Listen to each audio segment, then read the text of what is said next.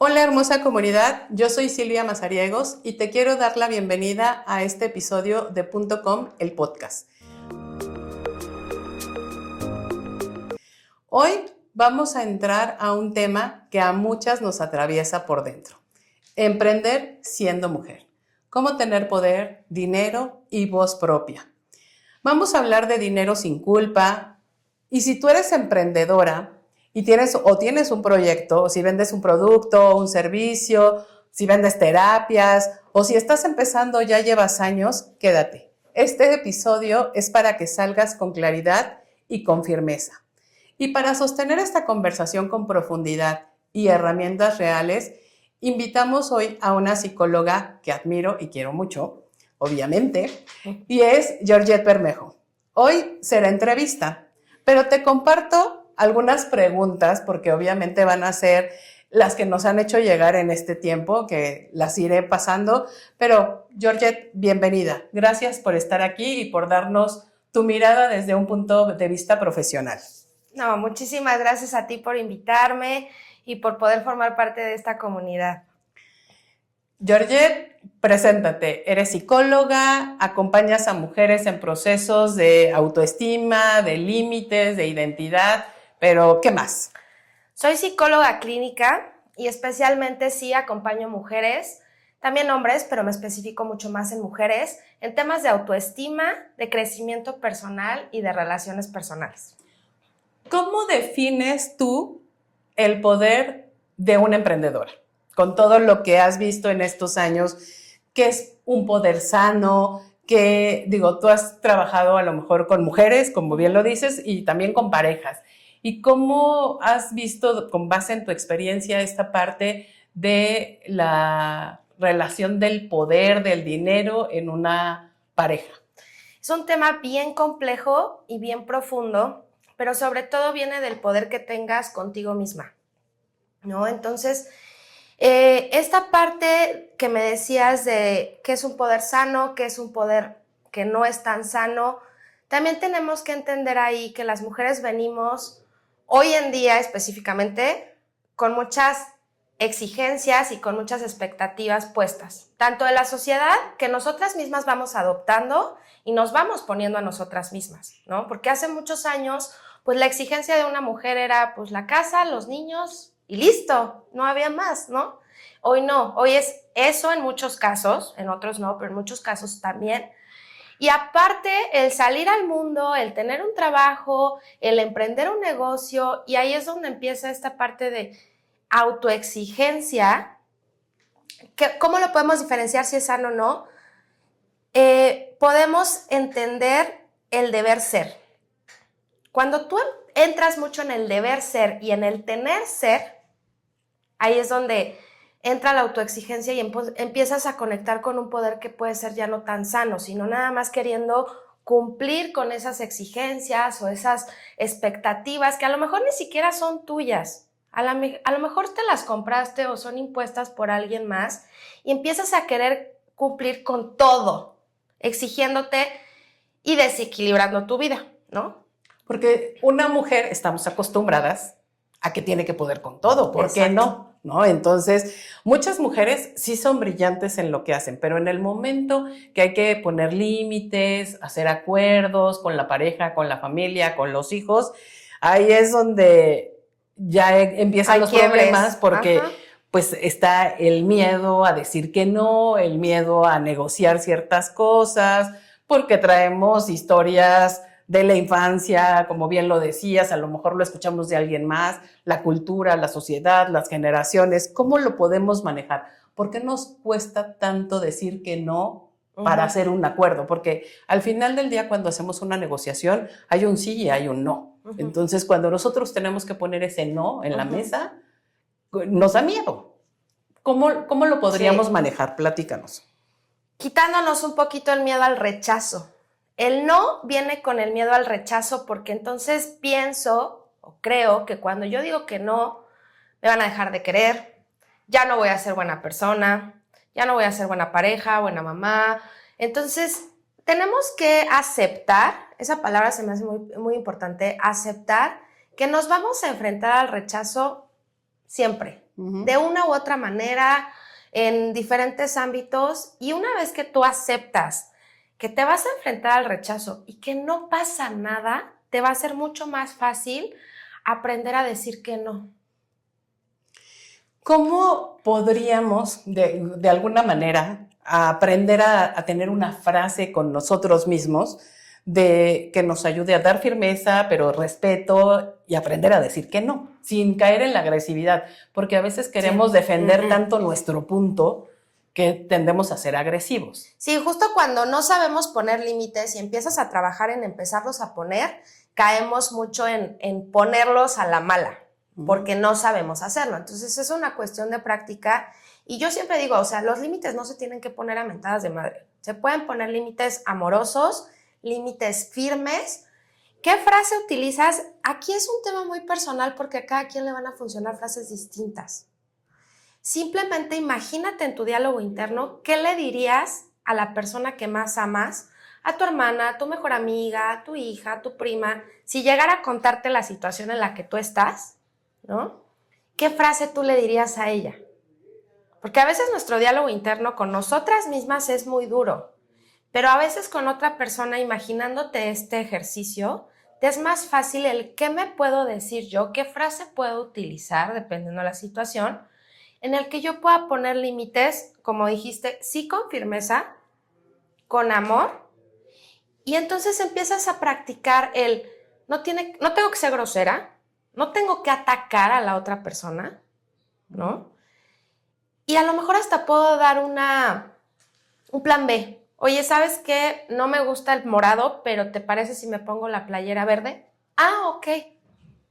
Cuidando mi tono de voz, sin atacarte. No, pero ¿por qué a ti te gusta el morado si a mí no me gusta? ¿Y por qué te pusiste esa playera? Sin justificar, sin atacar, sin groserías. Y desde el momento en el que yo entiendo que cuando yo ponga límites, va a haber personas que les guste y va a haber personas que no les guste. No puedo querer empezar a poner límites con la creencia de que todos lo van a aceptar, que todos van a estar ok con eso, que todos me van a decir que sí, todo va a ser muy bonito. No.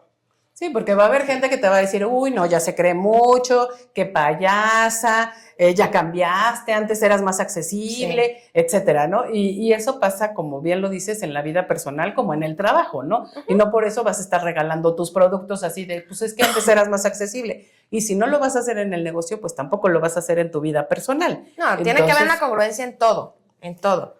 Y es que la gente, cuando tú empieces a poner límites, tienes que estar consciente que se van a incomodar.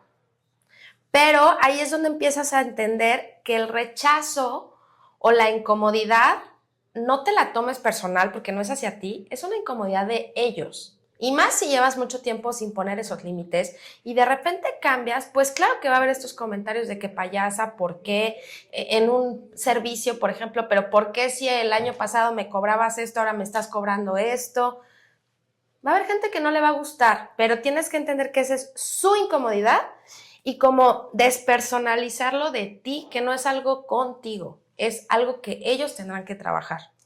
Y eso es una culpa, caemos en la culpa social, ¿no? En la culpa social, personal, sí, y justo lo que decías y es que a lo mejor me dejan de querer. O sea, entonces aquí jugamos con esa parte de prefiero aguantar ciertas cosas para que no me dejen de querer, pero entonces me siento culpable por otras y es un círculo vicioso en el que estamos cayendo. ¿Y cómo lo podríamos manejar? Sobre todo es un círculo que vas a pagar el precio después, porque a lo mejor en el momento, con tal de que te acepten, con tal de que te compren, con tal que esto, bajas el precio, negocias algo que tú no estás completamente de acuerdo, pero a la larga, el que tú te estés como traicionando a ti misma, empiezas a estarte mandando el mensaje de, claro, yo no valgo, claro, no soy suficiente. Entonces, si tú desde el principio empiezas a poner esos límites, empiezas a decir que sí, que no, este es mi precio, esto va a ser de esta manera, estas son las reglas, etcétera, sí va a haber gente que no le va a gustar y va a entrar este sentimiento de culpa que lo puedes manejar muchísimo con tu diálogo interno. Otra vez, ¿no? Me voy mucho al diálogo interno porque al final las emociones vienen de nuestros pensamientos. Todas las emociones nacen de nuestros pensamientos, de lo que yo me estoy diciendo a mí misma. Entonces, la culpa es un sentimiento y viene de un pensamiento. ¿Qué me estoy diciendo yo que me genero esa culpa? Y en el momento que yo pueda empezar a reforzar otras creencias como, a ver, no me tengo que sentir culpable por cobrar el producto completo, por darlo sin oferta, por decir que no, y empiezas a reforzar lo que tú te dices a ti misma, el sentimiento de culpa va a ir bajando. Y justo también esta parte, me llegó una pregunta que dice, ¿cómo manejar la parte del dinero siendo mujer? Porque eso también es algo muy importante. Culturalmente hablando, nos han enseñado que el dinero es sucio, que es malo, que corrompe familias y muchas cosas, ¿no? Y entonces, como mujer, cuando empiezas a ganar tu propio dinero y a veces cuando estás en una pareja y ganas más que la pareja, pues también es un desequilibrio. ¿Cómo no sentirnos culpables? Yo creo que mucho tiene que ver con la autoestima, pero ¿qué podemos hacer con esa parte del dinero en la pareja y en tu negocio? Justo trabajar tu autoestima. ¿Por qué? Porque uno de los pilares de la autoestima es el merecimiento. Lo que yo siento que merezco. Que al final eso es algo completamente mío. Porque nadie me lo impone. O sea, tú no naces con una carta donde ya está escrito lo que vas a merecer en esta vida o lo que no. Eso es algo que yo me voy formando y yo me voy inventando de mi autoconcepto. Y entonces, de ese merecimiento, yo creo que merezco ganar esto o esto. Yo creo que merezco una pareja que se sienta incómoda si yo gano más. Yo creo que merezco. Entonces, aquí van dos partes, ¿no? Uno, sí trabajar mucho tu autoestima para tú sentir que mereces más, porque eso es algo que tú te vas a imponer. Y que las personas que estén alrededor tuyas no tengan que sentirse arriba de ti, o tú te tengas que hacer chiquita para que ellos se sientan más. Entonces, ahí ya también entramos en otro terreno de cuestionar, pues, qué tipo de relaciones estás construyendo, que la persona o tu pareja que más te ama, o tu socio, o tu hermana, etcétera, se tiene que sentir más que tú para poder estar bien o que esa relación esté bien. O sea, ahí entramos en otro terreno también de qué tipo de relaciones estás construyendo desde tu autoestima y de lo que tú crees merecer. Sí, porque también, o sea, es la parte del liderazgo, ¿no? Tanto en el dinero como en la pareja, como en esta parte de, pues me hago chiquita, pero entonces quiero liderar mi negocio, quiero liderar la casa, quiero liderar todo esto, pero pues hay estereotipos y hay cosas que nos frenan con la vida real y nos enfrentamos a juicios de, no, pues es que esta es la que manda y entonces empiezas con cosas que no son equilibradas dentro de la relación, porque a veces creemos que el querer ser líder de mi negocio tiene que ser líder en todos lados y terminamos peleando o desequilibrando a la pareja, ¿no? Preguntarte mucho qué necesito yo y qué necesita mi negocio, qué necesita mi pareja, qué necesitan mis hijos, y entonces entender que cada espacio va a necesitar diferentes cosas de mí, ¿no? O sea, yo soy una persona que puede tener diferentes cualidades, diferentes defectos, diferentes adjetivos, diferentes formas de ser. Y entonces es como un juego de ajedrez. Yo voy a ir viendo qué partes de mí se necesitan en el trabajo. A lo mejor ahí sí necesito ser como mucho más determinada, mucho más autoritaria, mucho más firme, a lo mejor mucho más reservada con ciertos temas. Pero a lo mejor en mi vida personal no necesito ser esa versión. Entonces también darnos cuenta que dentro de nosotras mismas podemos tener muchas versiones diferentes y usar esas cartas, ¿no?, en diferentes planos. Así es. Digo, esto es un episodio, pero no sustituye la parte de una terapia. Claro. Ahorita nos estás dando una guía, un consejo. ¿Cuándo recomiendas que tomemos terapia? ¿Siempre?